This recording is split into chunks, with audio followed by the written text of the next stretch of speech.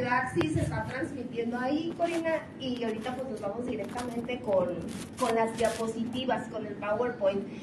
Bueno, pues antes que nada, muy agradecida por esta invitación. Qué bueno que estamos aquí todos juntitos, que estamos en esto, ¿verdad?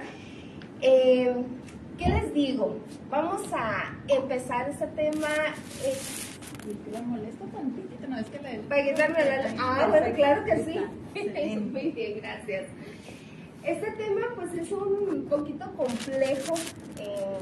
Creo que quienes están aquí es porque de alguna manera estamos involucrados en lo que es la discapacidad. Levanta la mano quien la lidia o quien vive con la discapacidad. Muy bien. Aquí aprendemos a convivir en este tema. A ver si me ayudas con el PowerPoint, Corina, te lo agradezco muchísimo.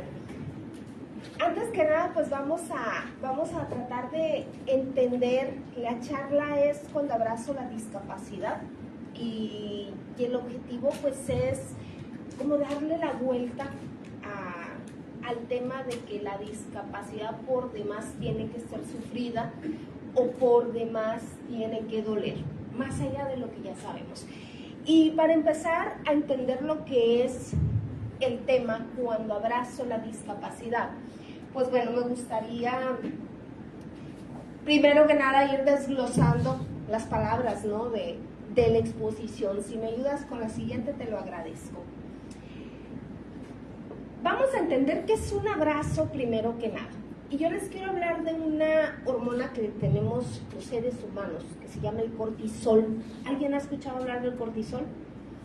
¿Qué ha escuchado usted hablar del cortisol? Bueno, como le llaman, la hormona del estrés. Es correcto, ya desde ahí partimos, la hormona del estrés, el cortisol, ¿no? Para quien nos está viendo en redes.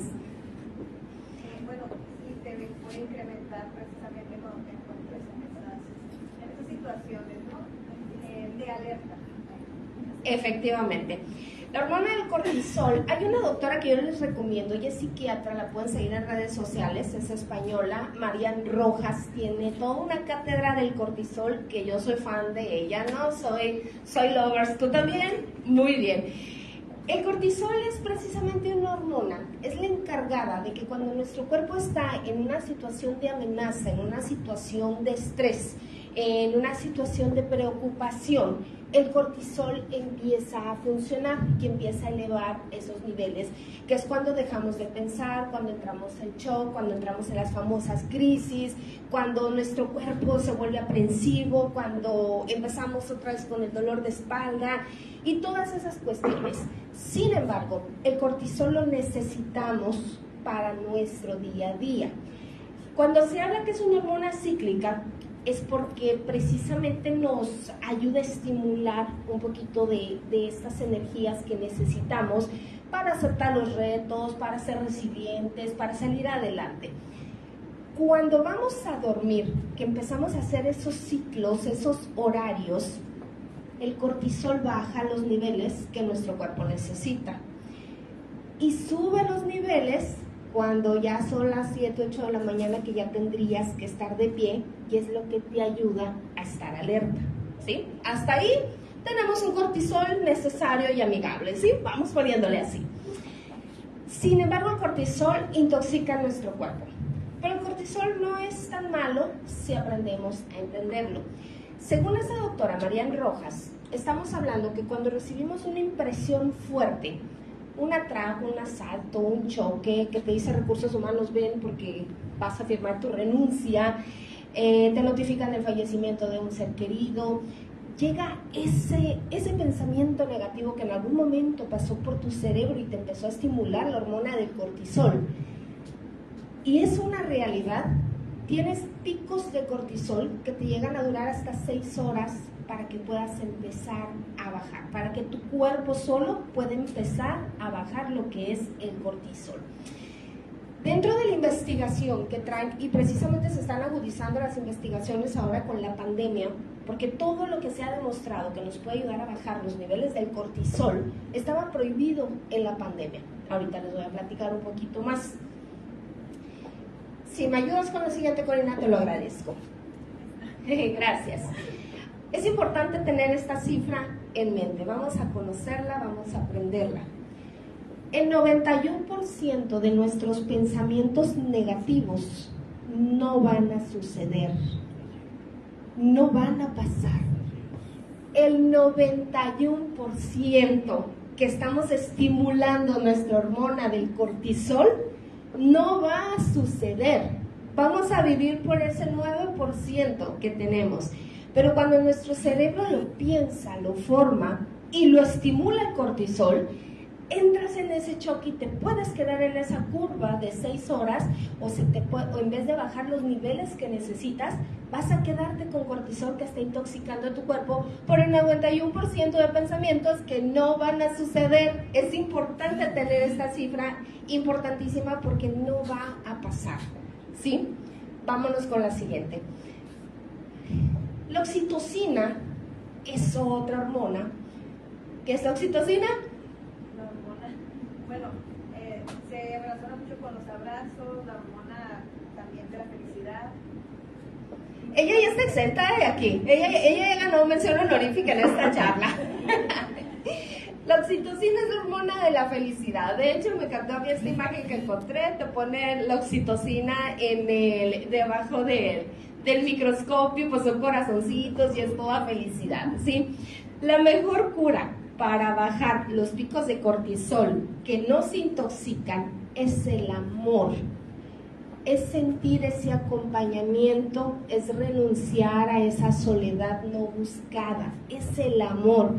Y cada que tienes amor, generas oxitocina.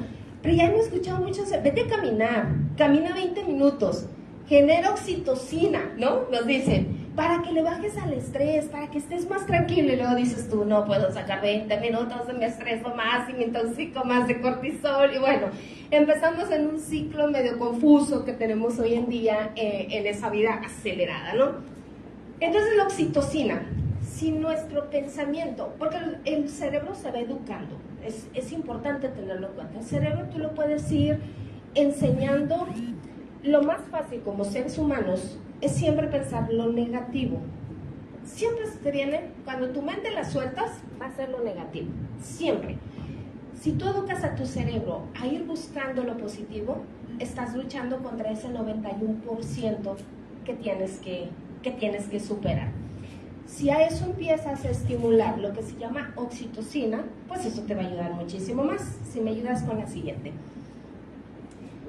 La oxitocina, resulta que lo que te puede bajar un pico de oxitocina, de ese que te tarda 6 horas, después de una mala noticia, después de un despido, después de un atraco, después de un choque, después de algo muy fuerte que pasó en tu vida, pues es la lactancia. Marian Rojas lo explica dentro de la investigación y el libro que acaba de publicar, pero no todos los que estamos aquí podemos lactar, ¿estamos de acuerdo? Entonces, cuando lactas es en cuestión de minutos, mediante la lactancia, que liberas a tu cuerpo del cortisol. Sin embargo, lo que no falla para bajar todos los niveles de estrés y todas esas amenazas que te empiezan a generar esa angustia y esos niveles de cortisol fuera de los parámetros que nuestro cuerpo puede trabajar, son los abrazos. 8 segundos. Vamos cambiando el cardio de 20 minutos que nos piden o de media hora que nos estresa cuando no lo podemos lograr porque se hizo muy oscuro, porque no hubo quien nos acompañara, porque está muy lejos el parque al que yo quería ir, porque sencillamente estoy tan cansada que ya no alcanzo a ponerme tenis e irme a caminar, porque hace un calorón la mitad del año en Ciudad Obregón y no puedo salir yo a hacer ese cardio. Vamos a trabajar los abrazos, vamos a buscar el amor, vamos a buscar esa compañía para quitarnos de esa soledad no buscada. Creo que muy poquitas personas en el mundo se levantan y dicen yo quiero estar solo en el mundo. No quiero ser vanidosa y decir que nadie, pero habrá quien sí. Sin embargo, a muchos nos pasa que se acaba el día y dices estoy sola, estoy solo, ¿qué me pasa? Y a veces no lo estás, pero el 91% de tus pensamientos te está diciendo que sí lo estás. O estás esperando que alguien venga y te diga, hey, no estás solo, pero no viste las señales, no viste lo que había. Entonces realmente no lo estamos. Vamos trabajando los 8 segundos. quiero ponerlos a que se abracen. Quiero invitarlos a que aprendamos a abrazarnos, porque aprender a abrazarnos tiene su táctica, ¿eh? Ahí donde lo ven, no es como que yo abrazo y ya estuvo. Corina, vas a ser mi modelo de abrazos, vente para acá. Aparte que es una amiga grandiosa. A ver, vamos a explicarle, amiga. Los abrazos, primero que nada, tienen que ser con las palmas de frente. Abrázame de frente. ¿Sí? Tienen que ser con las palmas abiertas. Tengo el micrófono. ¿Ok? Y es importantísimo, ahorita te abrazo, amiga. Es importantísimo que mientras nos abracemos, evitemos el roce de estar palmando. Si tú estás acariciando la espalda, estás acariciando el brazo, en ese momento tu cerebro está recibiendo la señal del estímulo, no el abrazo. Estás reprimiendo la oxitocina a que se genere. Si tú estás abrazando y empiezas a columpiarte, no estás liberando la oxitocina. Está tu cerebro buscando el equilibrio y está tu cerebro buscando la manera en la que vas a estar prestando atención en todo menos en liberar la oxitocina. Si tú abrazas con una sola mano, no estás generando la oxitocina, no estás llegando a esos 8 segundos de generar oxitocina. ¿Quieren intentarlo? ¿Quieren abrazarse en ese momento? Tenemos cubrebocas si alguien necesita, tenemos por aquí, pero me encantaría que lo practicaran. Creo que la mayoría se conocen, me encantaría que lo practicaran. Dejen que fluya la respiración, dejen que sean sus palmas las que abracen la espalda de ese alguien. No hablen, respiren nada más, suelten su cuerpo. Son 8 segunditos. Es más, yo los voy a contar, ni siquiera ustedes los cuenten. Yo los voy a contar. Agarren a su pareja y abrácense. A ver, quiero verlos, cómo van a trabajar en esto.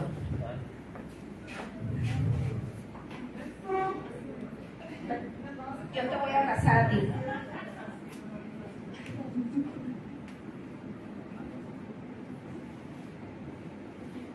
Sin moverse, sin palancarse, solamente respirar. Solamente respirar.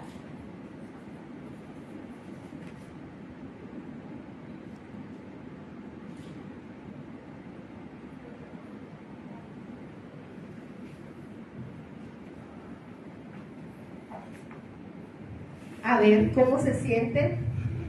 Es un abrazo que conecta. Me relajé, hay que despertarlas, dicen ellas dos. Qué importante es el abrazarnos. ¿Por qué nos encanta abrazar a los bebés? ¿Verdad que nos... Levante la mano a quien le encanta abrazar a bebés. El bebé no se empieza a apalancar, el bebé no se empieza a mecer.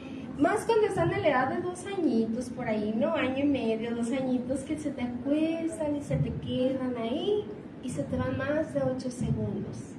En ese momento empiezas a generar la oxitocina que necesitamos. Ahora sí, ya aprendimos que amenaza nuestro cuerpo, nuestra mente. Ya aprendimos que tenemos reacciones naturales para que nuestro cuerpo se defienda y nos tenga en un estado de alerta. El cerebro es una situación muy compleja.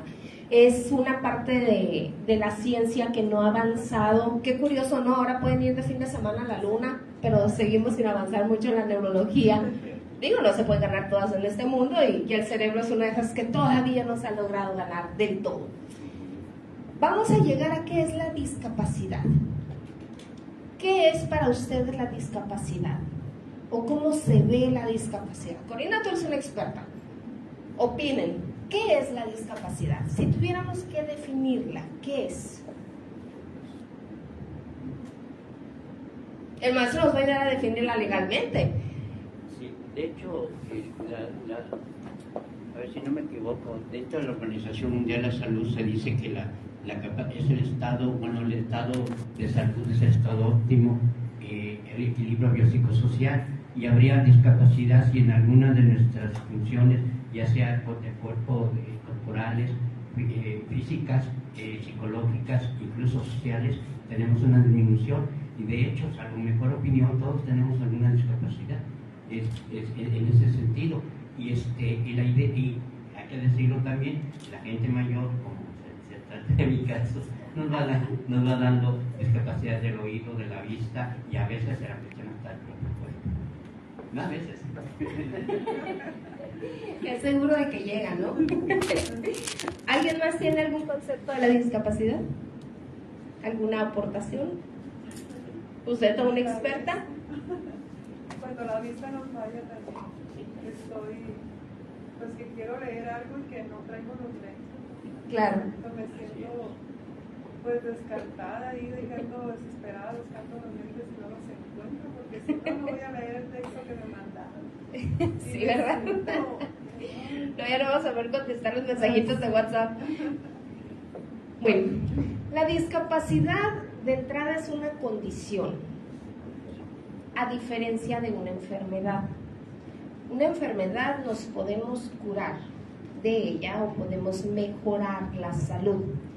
Una discapacidad es una condición que nos va a enseñar o nos va a obligar a tener un estilo de vida que generalmente sale de los parámetros de lo común. ¿Cómo se ve la discapacidad?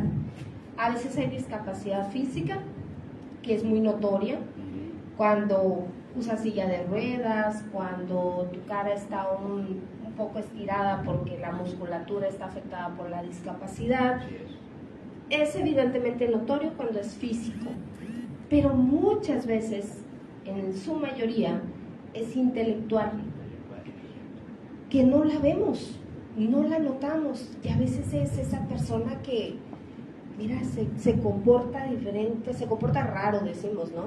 Es que está raro, no es que es esto, o no la percibes a lo primero, porque no nos podemos colgar un letrero de decir, oye, tengo tal discapacidad y necesito tales condiciones. Desde mi punto de vista creo que son las más difíciles ese tipo de discapacidades de lidiar, ¿no? De llevar. Entonces, ¿qué es y cómo se ve? Aclaremos, no es una enfermedad porque no tiene cura. Es una condición. Es correcto el día de hoy, y ahorita que estamos dentro del marco de la Semana de la Discapacidad, en México está estipulado que a las personas la discapacidad no es un verbo.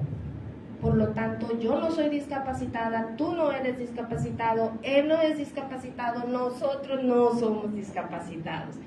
Nosotros tenemos una condición de discapacidad.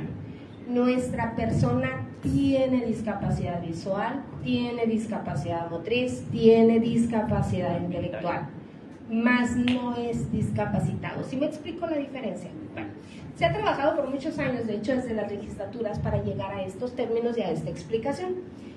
Entonces, ¿qué es? Me llama mucho la atención, sobre todo cuando las mamás estamos entrando al mundo de la discapacidad, que tienes a tu propio hijo, a tu propia hija y dices, ¿qué es? ¿Qué digo que tiene? Es una condición.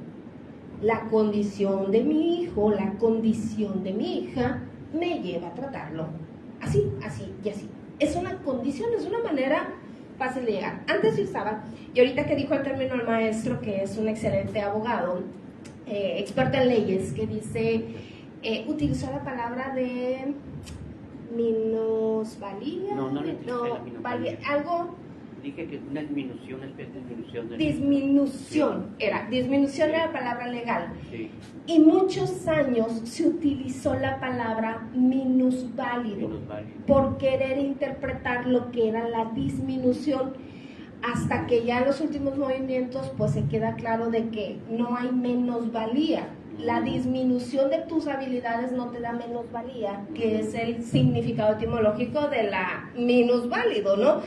El caso es que han sido unos años de abrir y de tocar muchas puertas y de ir haciendo un caminito para llegar a describir lo que es la discapacidad.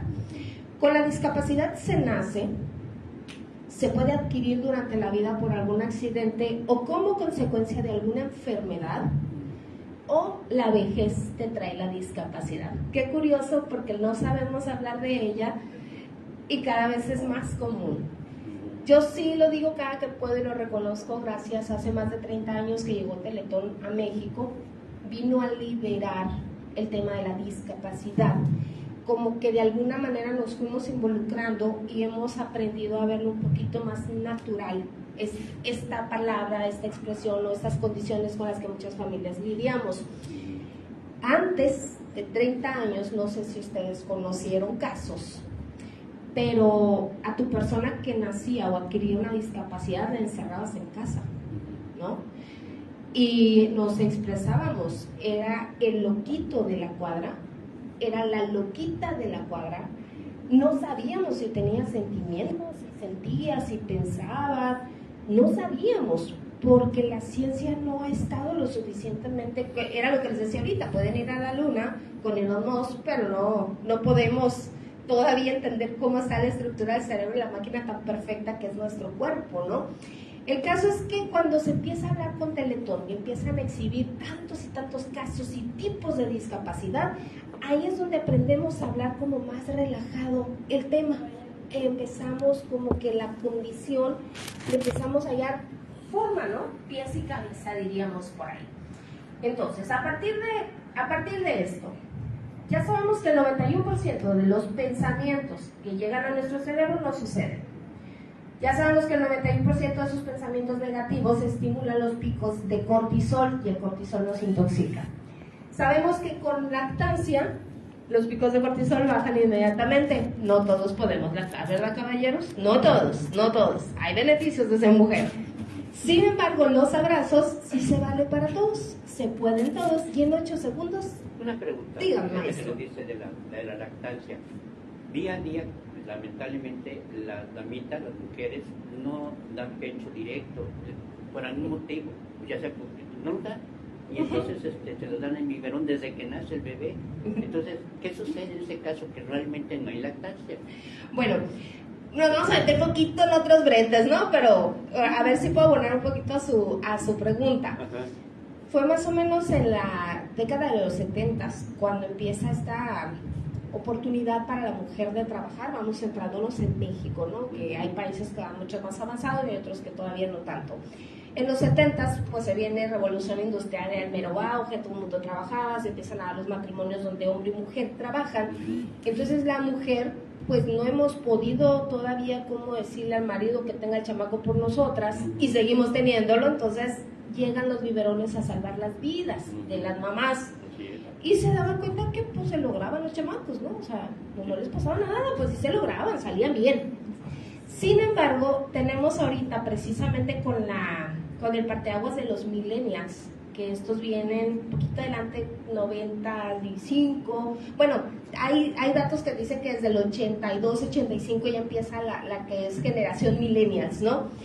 Y te trae un poquito a lo retro, a lo natural. Hemos ido dando pasitos a rescatar lo natural, que ahora ya tenemos la generación Z que están a punto de salir a trabajar ya egresados, licenciados, ingenieros, doctores, etcétera, y son todavía más fieles a esto que era natural, ¿no? Y ahí es donde se regresa la lactancia con todo el vínculo. Existe la liga de la leche materna, donde te quitan todo eso, no vas a sufrir, no es malo, es bueno para el bebé, es bueno para ti. Entonces como que se está recobrando, pero como el mundo está evolucionando, el mundo, no el ser humano, el mundo está evolucionando demasiado rápido, están las maquinitas sacaleches, eso que te permiten ir a trabajar, te sacas la leche, la congelas, la dejas en casa, la dejas en la guardería y sigues generando oxitocina cada que estás generando la lactancia, ¿no? Entonces, digo, sí, la pregunta a lo mejor puede abonar un poquito la respuesta. ¿Sí? Bueno, entonces, seguimos avanzando en cómo generar oxitocina para abrazar la discapacidad. Ya quedamos que la discapacidad a veces se ve físicamente, a veces no se ve porque es intelectual. Se nace con ella, se adquiere por algún accidente o consecuencia de alguna enfermedad, o la vejez nos puede traer la discapacidad. ¿Avanzamos, Corina? Hay unas 4 palabras que utilizo y he aprendido. Yo tengo 15 años lidiando la discapacidad de mi segundo hijo. Ha sido un camino, pues 15 años, ¿verdad? Corto, mediano, largo, todo depende de en qué lo vamos a medir. Pero han sido 15 gloriosos años.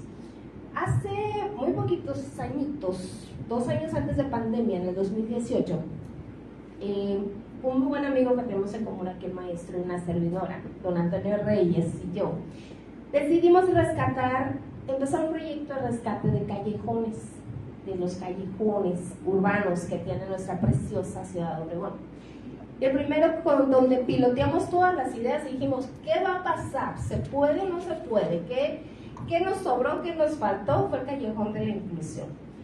Ese callejón se rescató con la primicia, pensando en las personas que lidiamos la discapacidad. Si tú lidias la discapacidad y tú te cansas o te descompones, no va a haber quien mueva a tu persona que la tiene, porque ninguna persona con discapacidad llega sola ni a las terapias ni a ningún lado, ¿sí? Necesita de ese alguien. Yo le llamo la persona que lidia la discapacidad.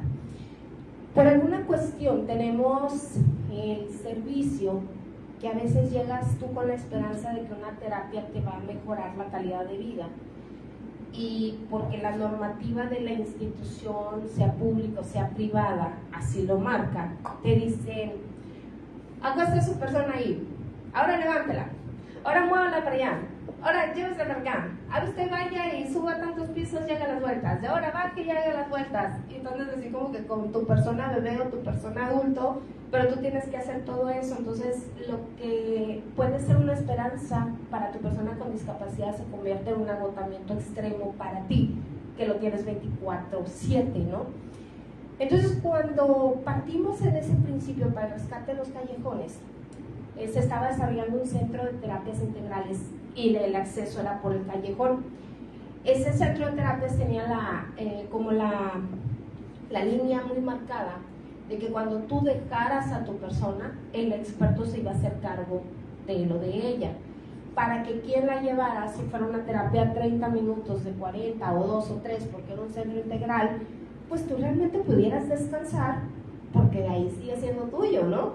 Entonces, pues detrás del callejón faltaba todo principio. Era un callejón de esos que eran de servicio cuando se fundó Ciudad Obregón, entonces oscuro, sucio, feo, sin colores. ¿Cómo sabemos que son los callejones, verdad? Ya empezamos a ese rescate, lo llenamos de colores, lo llenamos de murales, lo llenamos de arte. Nos encontramos unos artistas que nos entendieron muy bien qué era la discapacidad. Ahorita les voy a platicar un poquito más de eso. Cuando tú entras a este callejón, que es el que está entre la calle Colima y la Tamaulipas, y el sentido para entrar es por la calle 200, tú te encuentras esta serie de palabras que les voy a mostrar. La primera es sigue, y se las quise poner así, todas revoltosas, porque a veces que ni siquiera sabes qué estás entendiendo o qué estás leyendo.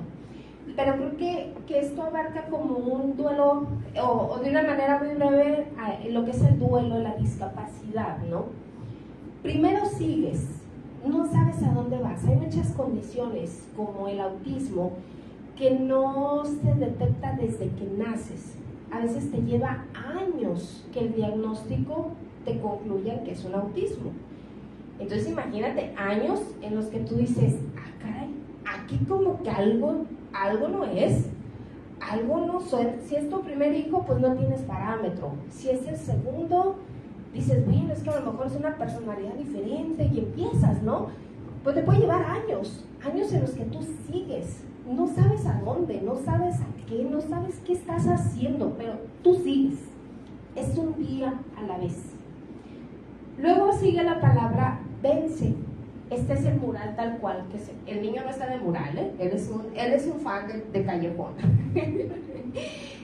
Vences. Cuando tú sigas, empiezas a vencer.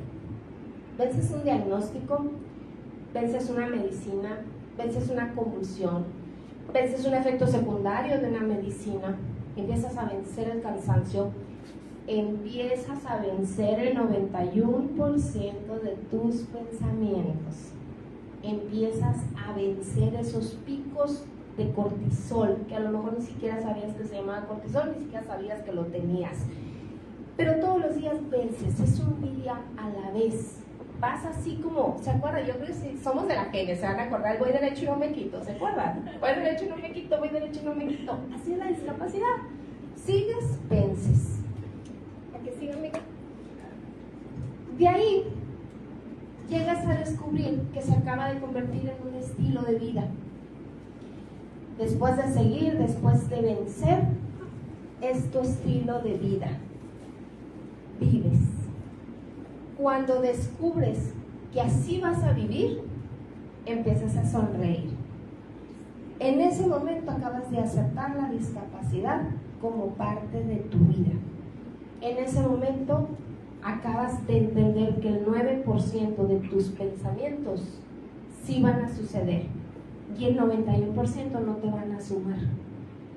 Y ahí es donde te conviertes y descubres que tu persona abraza, que tú la abrazas, que esa soledad no pedida no la tienes, estás con tu persona, pero a la vez empiezas a hacer una comunidad, que cuando menos piensas el abrazo es constante, no es lástima, no es misericordia, empiezan a surgir emociones genuinas, emociones naturales, empieza la compañía, la oxitocina se empieza a generar con cada abrazo, con cada día, con cada mañana, con cada buenas noches, con cada ya salimos de terapia, nos vamos a la otra, y así empiezas a abrazar lo que es la discapacidad.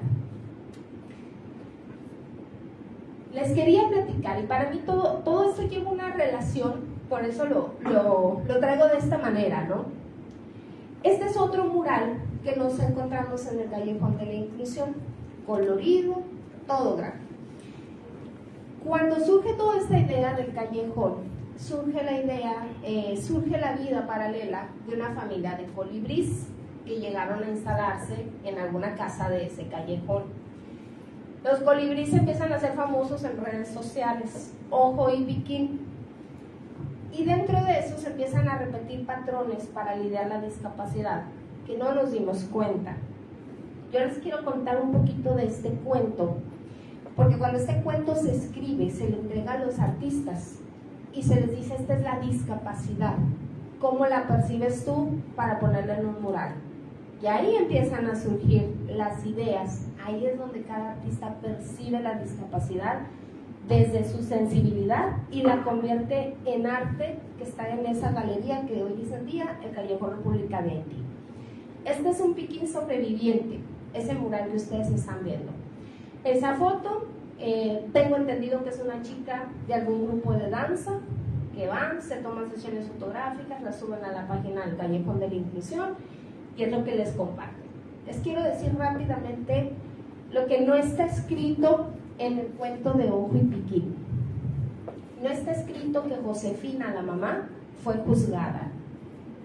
Fue juzgada porque se iba y no alimentaba a los polluelos. Sin embargo, Josefina tenía que buscar néctar natural para poder alimentar a los polluelos. No es que no quisiera, es que era julio y agosto en Ciudad Obregón, y díganme ustedes dónde hay flores. Josefina las tenía que encontrar, pero fue juzgada. Al mismo tiempo fue apoyada, como se pensaba que se le podía apoyar, no como se necesitaba. O quizá no era la mejor manera. La naturaleza es tan sabia que después aprendimos que la familia de los colibríes siempre tiene dos huevitos, porque uno va a ser el más fuerte y otro va a ser el más débil. El más débil le va a ayudar a dar calor al huevito fuerte y al polluelo fuerte.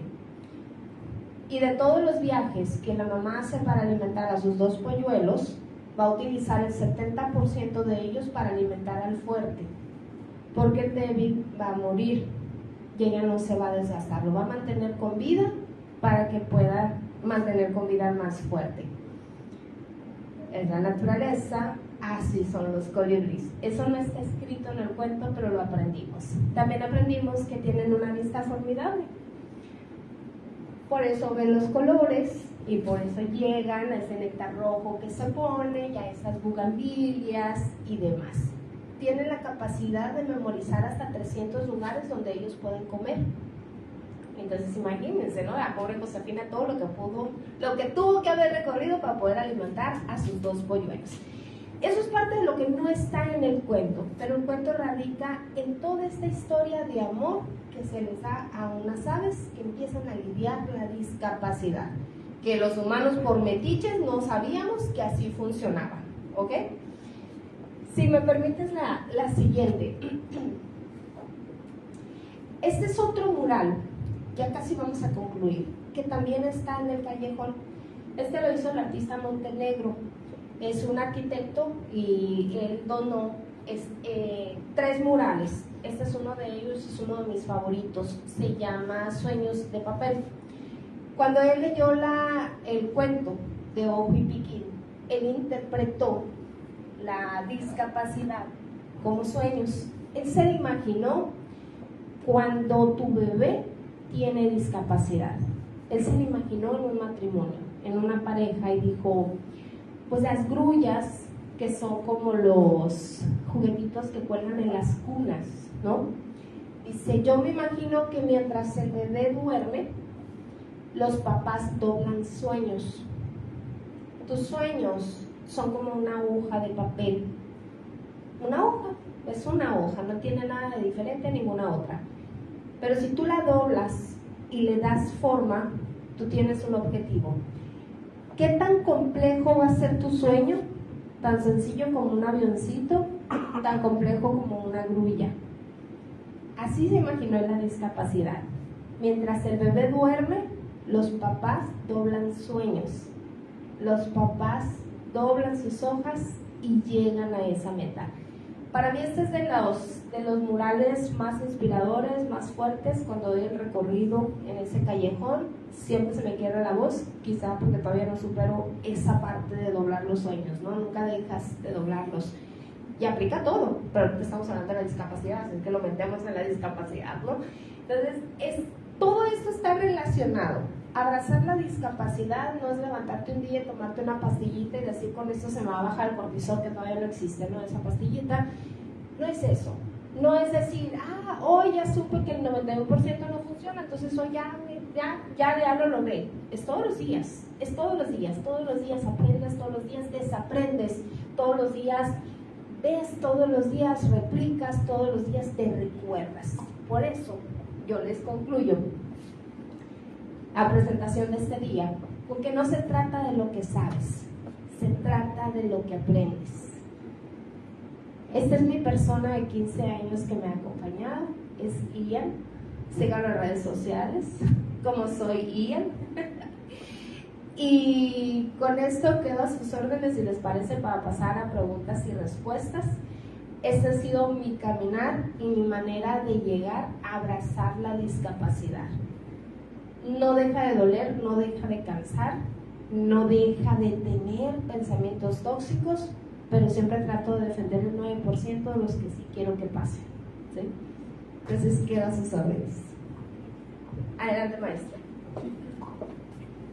Perdón, antes que nada, como siempre, mi admiración y respeto. Lupita Humildad, que tuve el gusto de conocer hace algunos años de conocernos, la verdad es una mujer, un ejemplo. Y con ella aprendemos cómo, perdón la palabra, lidiar con una persona que tiene una discapacidad, que no se llaman capacidades diferentes, ni se llama persona discapacitada, es una persona discapacitada. Y me estaba preguntando lo legal, se me pasó, lo legal en el código, en este caso de la familia, de persona, es todo ser capaz de tener derechos y obligaciones. Nosotros tenemos 2 tipos de capacidad legalmente, la de goce y la de ejercicio. La de goce es la aptitud para tener derechos y obligaciones. Desde el momento que el niño nace, ya es una persona, ya tiene capacidad de goce hasta su muerte. Aunque hay excepciones, cuando se prevé antes de nacer, e incluso cómo se trasladaría después de su muerte, pero normalmente se termina con la muerte. Y la de ejercicio es ya cuando la persona, el ser humano, hombre o mujer, ya puede por sí mismo tener derechos y obligaciones. Cuando no lo tienen, que normalmente el intelectual o la yo sabía que hay la discapacidad mental y la intelectual, no sé si está equivocado. Sí, pero normalmente se llama por madurez. Así es. Pero para no complicarnos, caso de la persona que no tiene capacidad de ejercicio, que se entiende se refiere con la mayoría de edad, 18 años en el caso de México. Si no puede crecer por sí mismo, está discapacitado, y alguien, obviamente los que ejercen la patria potestad son los que la llevan a cabo la realización de sus derechos y obligaciones. Y ya por último, aparte de verdad, no sé, mi cariño, mi afecto y mi admiración. La pregunta es esta: el cortisol en las personas adultas, y coincido totalmente, nosotros no entre nuestros pensamientos negativos, si los creemos, traemos un error, y en la mayoría, como dijo, no sabía el porcentaje, pero en la mayoría no sucede. Sin embargo, nuestra mente nos traiciona y nos trae los pensamientos negativos. Y pero hay que pensar los positivos, y eso es lo que te traen cara.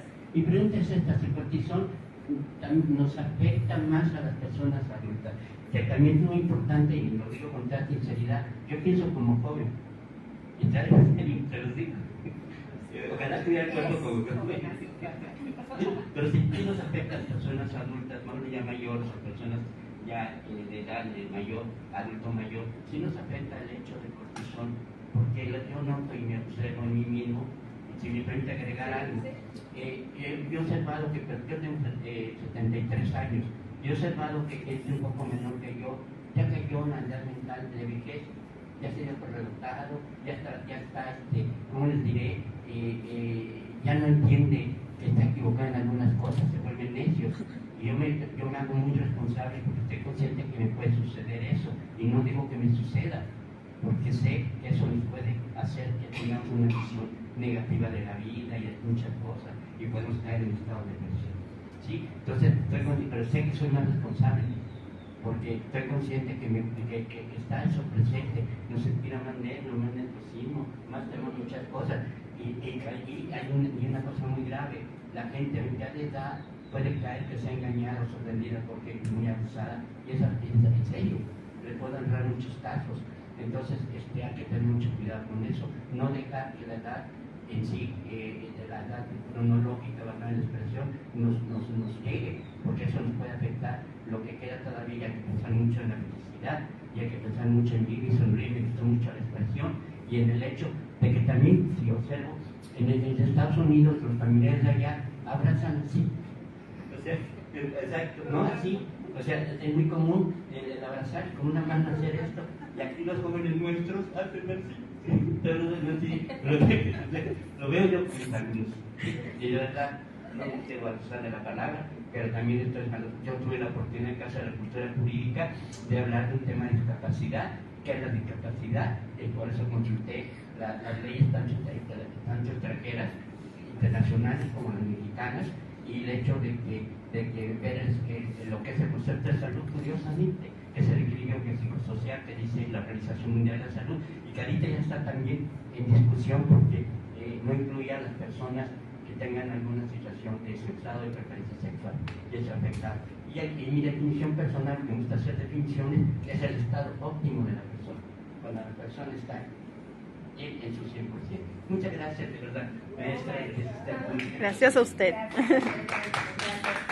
Lupita, tengo una pregunta. Dice: hola Lupita, un gusto de escucharte. ¿Nos podrías platicar un poco de acerca de Ian? Ay Dios, de Ian, como que quisiste saber de Ian. Es que Ian es otra conferencia. Ian acaba de cumplir 15 años. Ian es muy travieso. Tiene una personalidad que le podemos encontrar que va paralela a su condición. Su condición como tal no existe, es una de esas enfermedades raras que la ciencia no sabe qué es. Sin embargo, el comportamiento se le trata como si tuviera parálisis cerebral. No lo tiene. No ha habido un aparato que diga dónde está paralizado su cerebro. Tuvo durante sus primeros 2 meses de vida convulsiones muy fuertes que se piensa dejaron secuelas secundarias, y puede ser gran parte de lo que hoy en día tiene como condición. Sin embargo, ella tiene un carácter muy fuerte. Es un niño muy amoroso, muy tierno. Hace unos 7 años, 6-7 años aproximadamente, logró incorporar el lenguaje visual, sí y no. Con Ian, te dan las horas platicando, ¿no? Te dan las horas. A Ian le pones la mano que tú quieras, él memoriza. Cognitivamente tiene una retención bastante fuerte. Entonces, si tú le preguntas, ¿te llamas Mateo? Sí o no. Aparte que gestualmente es muy expresivo, va a voltear al no así como con cara de, si no sabes cómo me llamo, para que estás aquí, pues, ¿no? Entonces ya cuando le dices, bueno, ¿te llamas Ian? ¿Sí o no? Y va a voltear así, y vas a reír, y va a gritar, y va a hacer mucho escándalo. Eso nos ha ayudado a entenderlo muchísimo. Como anécdota rapidísimo, ahora en el verano, hicimos un viaje muy cortito a la playa, la familia, me adelanté yo con mi bebé pequeño, tengo 3 hijos, no aprendí en el segundo, y me adelanté por el tercero. Fue boleando, tiene 2 años el bebé. Me adelanté con él y luego los alcanzaron mi esposo y mis otros 2 hijos, entre ellos y ya, ¿no? Y no se dieron cuenta, pero pues sí, ya le estaba molesto porque yo me fui antes que él, pues no, obviamente es medio posesivo, celoso. Y durante el camino iba en manifestación de enojo con la cabeza colgando. Entonces, no le hicieron caso, pues ahorita se va a pasar ahí. Yo no supe eso, sino que lo noté en la noche y lo moví de cierta manera y me hizo un gesto de dolor. Y yo dije, caray, ¿qué le duele a Ian? Pues a lo mejor yo lo lastimé, pensé, ¿no? Y así quedó.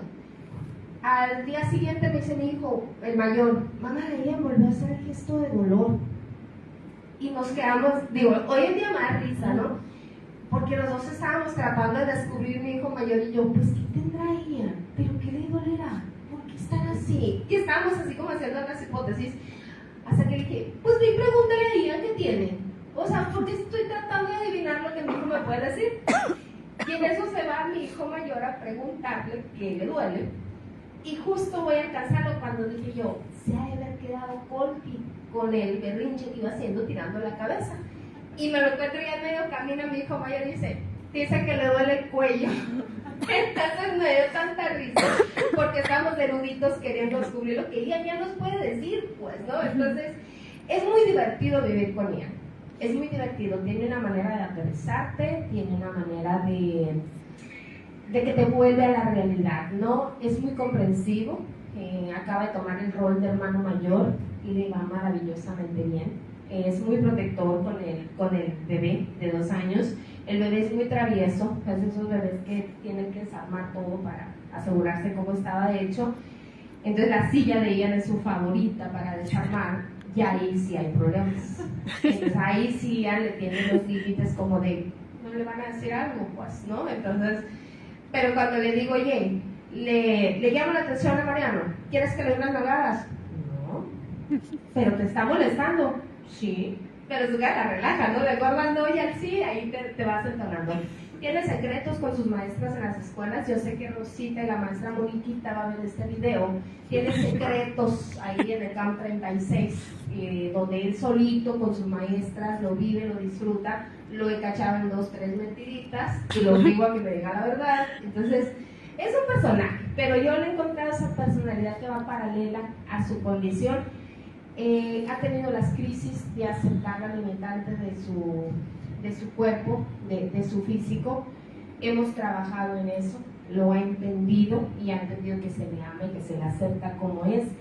Pero son 15 años, ¿no? Son 15 años en los que hemos aprendido mucho de eso. Sí, muy bien.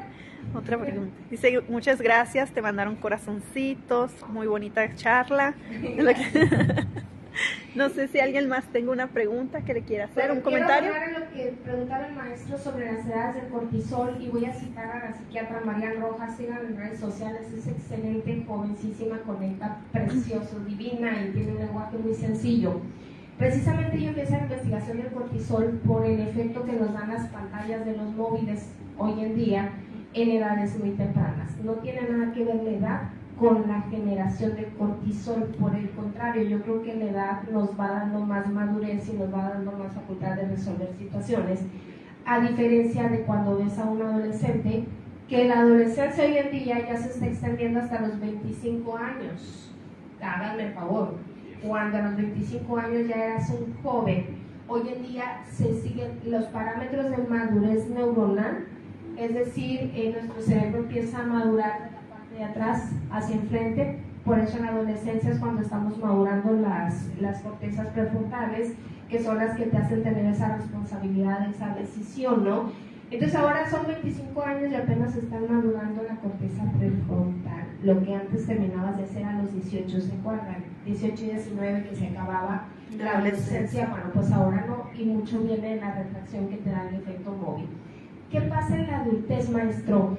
Y aquí voy a mezclar un poquito de prácticas que he tenido en otros talleres y capacitaciones, precisamente para conocer a Ian. De hecho, hay algo que se llama la adolescencia de la tercera edad. Ahorita que dijo, somos muy fáciles cuando somos adultos de caer, de ser engañados. Hay una etapa que se llama así, la adolescencia de la tercera edad. Igualito que un adolescente, pero con pensión, con tarjetas de crédito, con carro, con edad para beber, con casa, sirviente, ¿sí o no? Así es. Haga de cuenta. Empiezan los pleitos con los hijos, yo te dije, tú me dijiste, no te hago caso, ¿para qué voy? No llegué, sí llegué. Bueno, empiezas, es un comportamiento normal. Pero también lo que tenemos en ese momento, acuérdense que nuestras neuronas funcionan por la arborización o los conectores neuronales que se le conocen. No sé si los tienen ubicaditos. Entre neurona y neurona son como telarañitas que van a conectar una con otra. A eso se llama arborizar. Los conectores neuronales se pueden taponear cuando usamos antibióticos.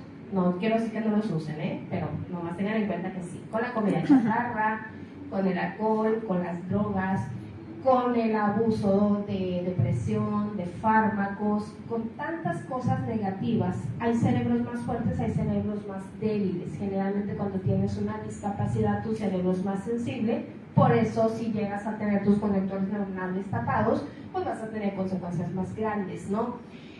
A veces con muchos alimentos, soy alérgico a soya, soy alérgico al gluten, pero a lo mejor nada más me duele el estómago. Si tu cerebro es más sensible, pues a lo mejor vas a convulsionar, ¿no? Por eso decimos, ¿por qué en unos sí y en otros no? Bueno, tiene que ver con esto, ¿no? Que se llama cerebro en todas sus partes.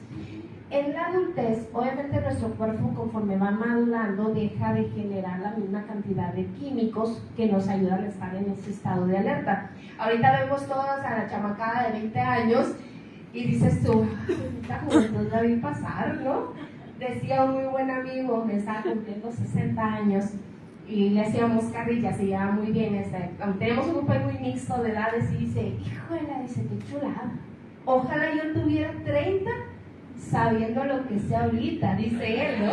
Entonces, bueno, dando cuenta que así es el cerebro, ¿no? Dejas de generar los químicos que se hacen generalmente. Por eso es muy importante llegar a la adultez conservando, esto ya me lo han dicho las psicólogas, conservando un grupo social, tus amigos, tus amigas, con quien puedas tener compañía, con quien vayas y te des esos abrazos, con quien ejercites los recuerdos, la solidaridad, el hacer compañía, el platicar cuando te llegue esa adolescencia, porque vas a tener al adulto que a lo mejor ya le llegó antes o le llegó después, y vemos adultos mayores con un alto índice de suicidio, de ludopatía, de empeñar automóviles, de todas estas cuestiones, y lo que tienen en común denominador estos casos es que se van aislando, no conservan esos vínculos amistosos. Entonces el cortisol pues viene a ser lo mismo, porque uno no importa la edad que tengas, se asusta igual, ¿no? Si tienes 20 o si tienes 70 y te atracan, pues te vas a asustar igual. Si te dicen de repente, oye, te clonaron la tarjeta y ya no tienes dinero, pues te vas a asustar igual. O sea, el cortisol sigue funcionando. Yo creo que aquí lo grandioso sería cuidar nuestro cerebro con alimentación, con respiraciones correctas, con compañías correctas, con ese estímulo que nos puede ayudar a tener pues todavía una mente más activa. ¿Alguna otra pregunta? Sí, dígame usted. Quisiera mencionar a una persona que seguramente usted la ha oído hablar de ella. Había una damita llamada Bremes, de México. Nació con una discapacidad casi al 100%. Y los médicos no hallaban la manera de cómo poder ella comunicarse, hasta que su nana en su casa le dijo, ¿me estás escuchando? dime de alguna forma, porque vivió que no movía el pie izquierdo, un dedito, dime si estás de acuerdo, dime un sí o no, y con el dedito, dime sí por decir algo, 2 movimientos y no un solo movimiento. Y a través de eso, de una cosa de una nana, no de un médico, ella logró, hasta tengo entendido que por lo menos licenciatura, si no es que maestría o doctorado de estudiar, una mujer muy inteligente, que tuvieron un hermano gemelo y yo soy gemelo, tuvimos la fortuna de conocerla, incluso ella se le declaró a mi hermano. Le digo que si quería ser su novio, en serio, y es una mujer que fue un ejemplo, incluso hay un instituto, una fundación con su nombre, ¿cómo se llama? María Premio, hay una película y una novela, se la recomiendo, es un ejemplo a seguir, porque de verdad, la nana se convirtió incluso pues, en su compañera de la vida, la llevaba a la escuela, a la universidad, y no recuerdo, ella que incluso no tuvo pareja, pero tenía, y es una cosa también muy importante, tenía sentimientos ella, y se enamoraba, y de hecho tuvo un novio también con personas con discapacidad, pero es un ejemplo a seguir. Y yo quisiera mencionar, en el caso de cuando por el alcohol, como usted lo dijo muy bien, fundamentalmente mueren muchas de nuestras neuronas. Antes se tenía la idea que esas neuronas ya no se rejuvenecen, ya no se reviven, ya se murieron, y supuestamente es una pérdida de nuestras facultades, pero una cosa maravillosa en nuestro cerebro es que las otras neuronas, las vivas, que son millones, se interconectan, como lo dijo usted, y entonces tratan de cubrir aquellas neuronas que ya murieron. Tratan, por eso, de una persona que sufre una cuestión parálisis cerebral, derivado de un derrame cerebral, una parálisis, aparentemente quedó en una parte de su cuerpo inmovilizado, pero poco a poquito las neuronas vivas van interconectándose de tal manera que tratan de cubrir las que fallecen. No sé si está equivocado en ese concepto, pero en lo que usted dijo es muy importante. Lamentablemente el ser humano ha tenido muchos avances tecnológicos, científicos, pero no ha aprendido a conocer al 100% la capacidad que tiene nuestro cerebro. Entonces quiero darme un ejemplo que a mí me afectó mucho. Mi maestro de psicología en preparatoria nos dijo, fíjese que terrible, que la inteligencia a los 19, 18, 20 años, ya. Yo me quedé con decir, me quedé, la inteligencia dijo eso. No, la inteligencia sigue trabajando y evolucionando toda nuestra vida, ¿sí? O sea, nosotros tenemos esa capacidad, pero sí me afectó un comentario. Y que por cierto hay una frase que dice, no se trata de lo que sabes, se trata de lo que aprendes. Y aquí, como maestro, se lo digo con mucha humildad, 40 años universitario, no se trata de enseñar, se trata que el alumno aprenda. Se trata que el alumno realmente aprenda. Y otra, enseñarlos a pensar. Esa es aquí mi función, y verdad que hago usted este escenario. La verdad. Gracias. Gracias, maestro. Sí, nos amanece la maestría a mí, ¿no? Entonces se nos va. Bueno, así rapidísimo nada más, yo también vi algo muy similar con esto, con Ian. La ciencia, lo que está homologado científicamente en el mundo, te dice que el cerebro termina de desarrollarse a los 5 años. Yo creo que han escuchado eso, ¿no? Entonces yo iba a contrarreloj y la verdad fueron los primeros años más sufridos. Yo me sentía así, yo creo que con el cortisol, yo nunca llegué a picos, ¿no? O sea, era mi estado natural, porque decían que lo que no aprendían a hacer a los 5 años ya nunca lo iban a aprender a hacer. Entonces yo decía, ¿cómo si llevo un año en el hospital y el otro regreso una semana así y la otra también? Entonces, ¿en qué momento voy a enseñar chamaco, no? ¿Qué voy a hacer? Y era un momento de mucha angustia, hasta que llegué a los métodos alternativos. Glenn Doman ha venido a revolucionar el tema de lo que es la neurociencia, dejó unas investigaciones tremendas, y ahí él explicaba que el cerebro nunca deja de aprender mientras es estimulado, que aprendes a menor velocidad que cuando tienes de 1 a 5 años, ¿sí? Pero no dejas de aprender. Entonces, al momento que entiendes eso, yo me relajé, me desbloqueé, dije, sí es cierto, tranquilo, todo bien, y empecé a hacerle frente al tema de la discapacidad, ¿no? Por otro lado, efectivamente crecimos escuchando que neurona que se te moría, ya no volvía, ¿se acuerdan? No te vuelves la cabeza, te haces matar las neuronas, muchacha, ¿no? Así nos decían. Sin embargo, hoy en día existen unas cámaras hiperbáricas que se llaman, que son utilizadas para los buzos, juegan un poco con la presión como si te sumergieras en el mar, que ha sido lo único que se ha descubierto al día de hoy que te puede ayudar a generar neuronas nuevas. Por eso cuando tienes diabetes, por ejemplo, que empiezan tus problemas en los pies, ¿no? Que ya ves, no, pues una herida no se puede sanar y al rato te amputan el dedo, te amputan el pie, te amputan la pierna.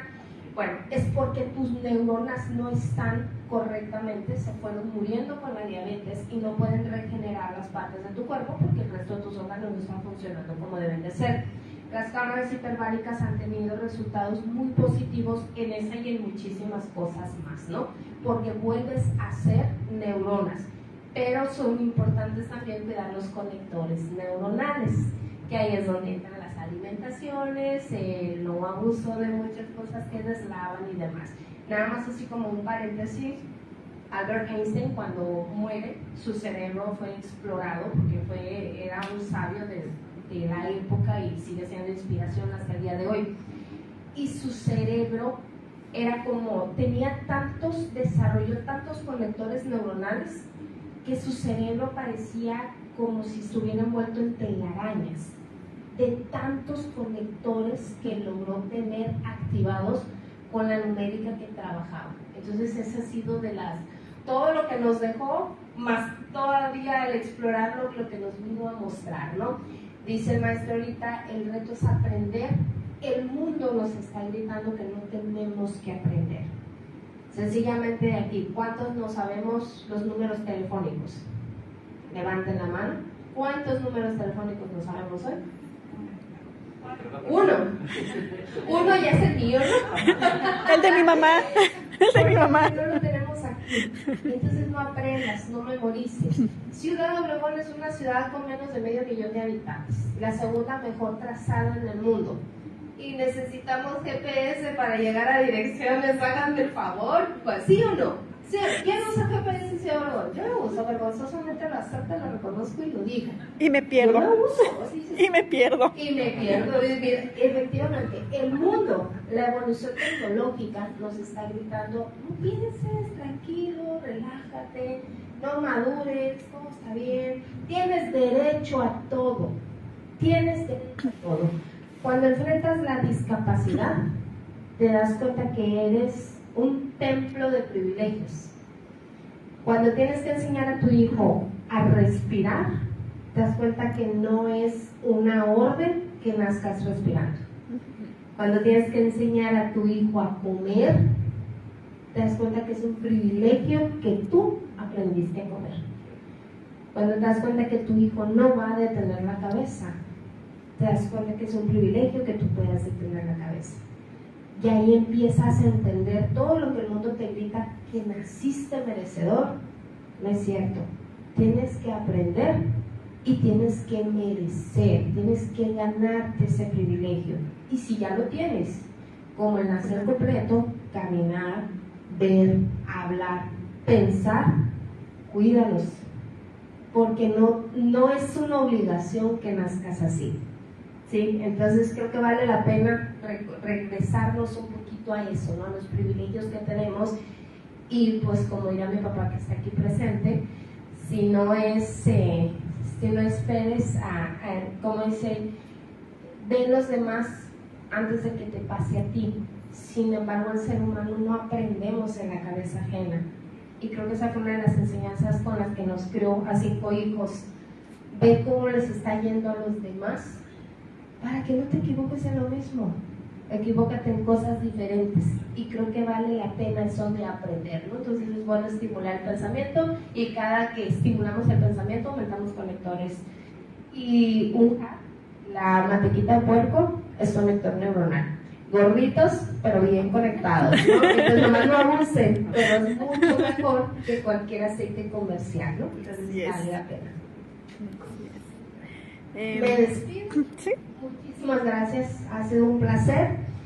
Y pues aquí estamos a la orden en redes sociales, lo que gusten. Y también está, si les interesa el libro, estamos donando las ganancias de esta segunda edición a Down Obregón AC, la escuela. Entonces, bien, muchísimas gracias, ha sido un placer.